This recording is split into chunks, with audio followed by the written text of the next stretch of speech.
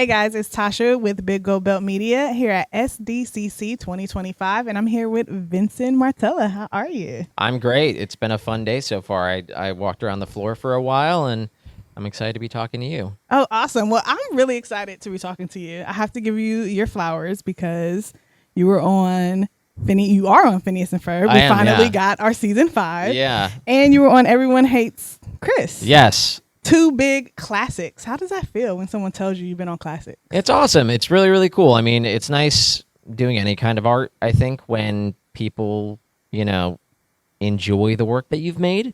That's not the whole reason that you do it, but it's nice when you do something fun and then it also means something to people. And so, yeah, there's definitely generations of kids and families who have grown up watching both of those shows, which is wild. And yeah, Phineas and Ferb has continued to be part of my life, which has just been the best job ever. It's been a miraculous thing in my life. Really? I mean, well, I remember Phineas Ferb came on 2007. I'm going to age myself here. I graduated high school in 2007. Okay. But I'm a cartoon. Yeah. I love animation. So I was watching it. And I think it went off maybe 2011, 2012? It was like 2015. It was 2015. Yeah, okay, yeah. sorry. I didn't have my years It's right. okay. But here we are, like literally 10 years Yeah, later. a decade later. And it's coming back. Yeah. Who's the audience for this time? Me or the littlest? You know, what's nice about this show is it has like generational appeal. So you have people who grew up with it, who love it. And there's been a huge demand by all those, people, whether it's millennials or Gen Z, who like bring it back on TikTok all the time. There's always TikTok songs and noises from our show. And that happens all the time. And you have people, who are, in our 30s who have kids now who Yes. they're introducing it to, and their kids love it. So we kind of have this cross-generational appeal, and we feel like it's for everybody because we didn't reinvent the wheel with this. Like Yeah. this is, we know what people love about the show, and we're making more of it. It's a continuation. It's the following summer. So we got a lot of the original writers back, and the new writers all grew up with the show and are all, very well versed in it. And we have our incredibly talented voice cast back. So it's felt very seamless. So why the wait? Why did we have to wait 10 years for this? I think that's just kind of how like entertainment works now. Okay. Is we did a feature film for Disney Plus when Disney Plus first launched. Mm-hmm. Like Disney Plus, I think launched in like 2019, the end of 2019. Yeah. And then in 2020, we had a movie come out called Candace Against the Universe, and that did very, very well on Disney Plus. And we were like, oh, we think they might let us do something else with Phineas and Ferb. We're just not sure what. And it ended up being 2 more seasons of the show, which was, something we would prefer to do. We want to do more seasons of the show.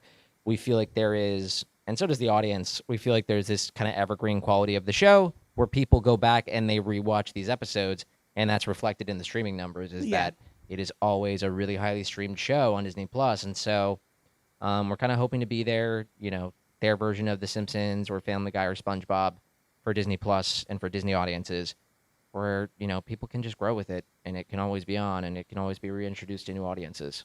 You mentioned on something that I wanted to bring up, so I'm happy you segue me in there. Streaming. Like, I feel like streaming has brought the cartoons that, like you said, we grew up with and introduced them to this generation that's younger than us. How does that play into how do you see that playing into the future? Like you said, like, do you think we'll be able to stream these shows forever, or like? I hope so. I know that there are some shows that are like eradicated off of like the internet, and you can never find them again because physical media doesn't exist. And so that's always sad because you have, people always forget that it's hundreds of people making these shows and these movies happen. Yeah. Like people outside the industry, I'll see people being like, oh, this cancel so-and-so show because I didn't like this episode. Yeah. And I'm like, I get it. We all really care about things, and you can be bummed when you don't like an episode of a show. What you're actually asking for is hundreds of people to not be able to make a paycheck. And the industry is in the worst place that it's been, employment-wise in like 35 years. So it is really hard out there. So the few people who are able to get these jobs, don't take it lightly. Like everyone I know who is able to get a writing job or get an acting job right now, we all feel very lucky, and we work our tails off to make sure that it's a really good content. So I'm hoping that all this stuff is around forever, but it's a changing landscape. Like there's no doubt about that. Yeah. The days of like 22 episode seasons of every comedy, that's gone. Like Yeah. that is not happening, I think, anywhere other than CBS. Yeah. Yeah. Yeah, I agree with that. Now, when you first started, you were a teenager. I was.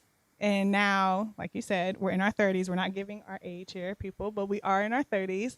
So what is the difference between playing Phineas then as a teenager and playing him now as an older adult? Yeah. I mean, what's wonderful about this job is that I have always had a really strong appreciation for what was happening with it, especially by the time that I was like I think it was like peaking in popularity in 2011, 2012, because we had a Disney Channel original movie that did really well, and we were winning, Emmys, and you like could not go into a Walmart or a Target or to go to Disney World without seeing product everywhere, and so that was really the height of it, and I really appreciated it then. I really did, because that is very surreal, and that's very rare that you work on something that has that type of impact, and I'm a big Disney fan. Like I'm an annual pass holder. I love going to Disneyland, and just the fact that now as an adult I can watch these families who I've met many of them who are like, you don't understand what this show meant to me and to my kids, and how we all watch this show together. And I've just had some really, really moving experiences that I can obviously appreciate far better now with more life experience. Like, as an 18-year-old, you're like, oh, that's so cool. But now, in your 30s, you go, oh, wow, like you took the time out of your day to make that your, like, nightly ritual. It's like, that's the thing that, like, literally someone on the floor today was like, oh, I'm a single mom and I have 2 boys who are, like, the age of Phineas and Ferb, and this is the only thing that they'd watch with me. And so it was the only time that they, like, I felt cool. Like, I could watch this show with my kids. And that means a lot to me, like, as an adult now. Like, that just means something different to you. So it's a very special job, and it's something that I know I could work on a lot of really great things in the future, and I hope that I do, but it is rare to work on something where, like, we have Phineas and Ferb walking around Disney World. Like, we have characters walking around the parks, and that never happens. Like, that is just such a rarity. So I try my best not to take it for granted. It's a very surreal thing for me, even though it's been in my life for, like 18 years. Yeah. I know one of the things that drew me to Phineas and Ferb were the fact that they're stepbrothers. I come from a blended family. Yeah. And then I also I didn't really like making inventions back in the day. But then I remember watching, like I said, I graduated high school and I was like, why didn't I get into that? Yeah, why didn't I do that? So one of my questions is, have you ever invented something? New ways to disappoint people? No, no, I love Legos, so like that doesn't count as inventing anything. Lego, we're trying to get that Phineas and Ferb set. Yes, we got it over the threshold actually on social media. Like there's like an ideas page, and if you get enough signatures, they have to at least take a look at it. I will sign that. We got it. We got it past that stage, so we're waiting. So I haven't really invented stuff, but I did play outside all the time because I have 3 siblings. And I grew up in the South, and so with a lot of woods. I was always climbing trees and hurting myself in really stupid ways. I broke a lot of bones as a kid. I mean, knock on wood that I don't break a bone this weekend. It's been like 10 years since I've broken a bone. Yeah. But I do injure myself in really stupid. I gave myself a concussion at the beginning of the year doing just the lamest, oldest dude stuff. But I was just like, I'm old. Like, how did I do this? I was doing laundry, and I gave myself a concussion. Like, that's how stupid. None of my injuries are cool.